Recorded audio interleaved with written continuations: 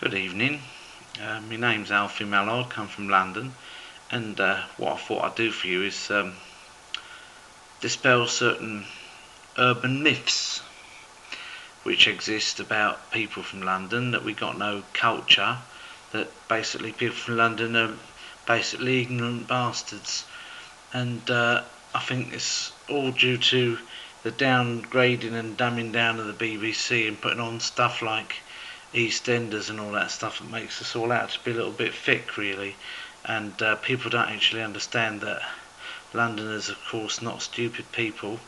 You cannot live in a city with 8, 9 or 10 or however many million people is in there and be like dumb. So you know, it's just a myth which can be dispelled, that we got no culture. So I'm gonna read out basically some pieces of the culture of London. It's from Stratford, which is part of South London, and it's actually a person called Shakespeare, which I believe is well known all over the world. I think he died a couple of centuries ago, so the language is a bit different to the language we speak in London.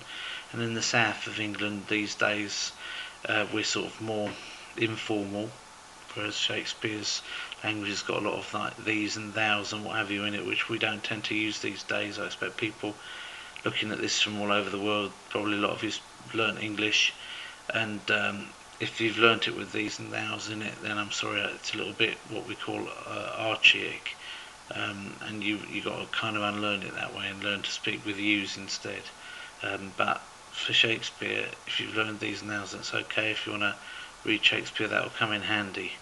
So what I'm going to do on at the moment is to read on this film the whole of Shakespeare's sonnets. Now, a sonnet is an interesting kind of poetic device where you put 14 lines together and they've got a certain rhythm and a rhyme, and it's called iambic it's called iambic something to do with pentagrams. And basically it's got 14 lines with a rhyme scheme, which I think will become apparent when I've read a few of these sonnets. They were not Shakespeare's invention, by the way. They were made up by somebody called Petrarch. He was in the petrochemical business, and he was an Italian.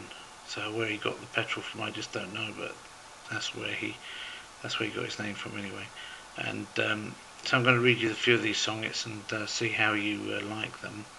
I'll start obviously with the first one and read right the way through to number 154, because Shakespeare wrote 154 of them, you see.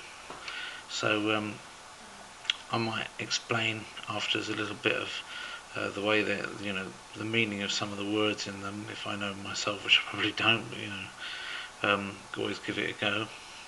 But it should dispel the idea that we in London don't have any kind of culture of our own. So anyway, here we go. We'll see how we get on with it. This is sonnet number 1.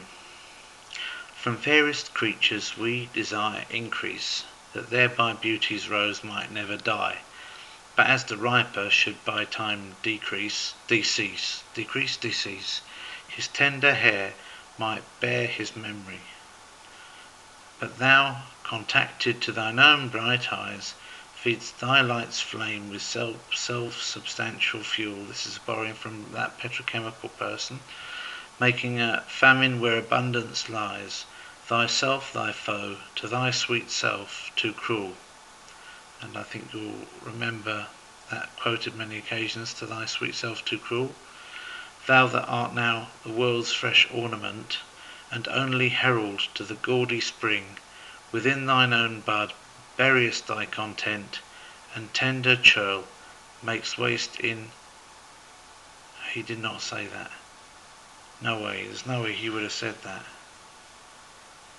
I'll tell you what, forget this, we'll do something else. I don't think we'll bother with these sonnet things after all. It's not very nice, that.